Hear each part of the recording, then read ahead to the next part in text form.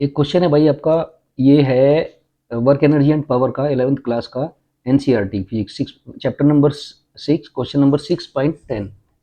तो देखिए क्या क्वेश्चन है। A body is moving unidirectionally under the influence of a source of constant power, its displacement in time T is proportional to.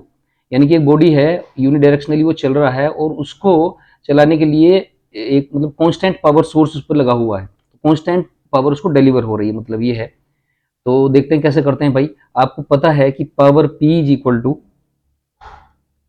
वो होता है आपका W, work done upon T. पर unit time जो वर्क डन होता है वही power होता है, ठीक है। अब वर्क को हम लिख सकते हैं force into displacement upon time, ठीक है भाई। अब फोर्स को हम लिख सकते हैं F is equal to M A, mass into acceleration into S upon T हो जाएगा, is equal to M A. Acceleration को आप लिख सकते हो velocity upon time, velocity change upon time,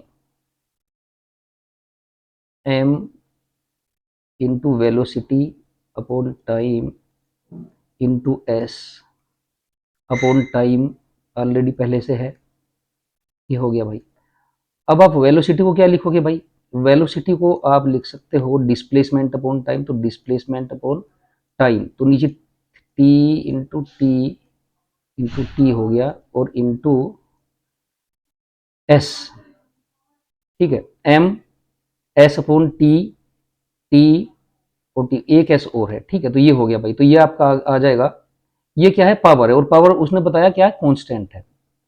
ये वैल्यू हमने निकाली पावर से, पावर बताया उसने कांस्टेंट है। तो ये आ जाएगा आपका भाई M into S square upon T की पावर 3। ये क्या हो गया भाई, कांस्टेंट हो गया, ठीक है। तो अब एम भी कांस्टेंट है आपका भाई। तो बोल रहा है कि डिस्प्लेसमेंट और टाइम में क्या होगा, तो इसका मतलब ये हो जाएगा कि S square directly proportional to हो जाएगा टी टू दी पावर 3। ये उधर चला जाएगा, ये कांस्टेंट है, ये कांस्टेंट है, तो S square directly proportional to T की पावर 3।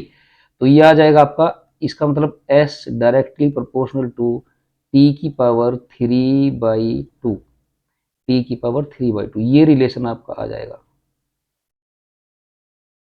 आपका आंसर हो जाएगा सी, आंसर आपका सही है, ठीक है भाई। तो चैनल को सब्सक्राइब जरूर करें और शेयर करें। Thank you.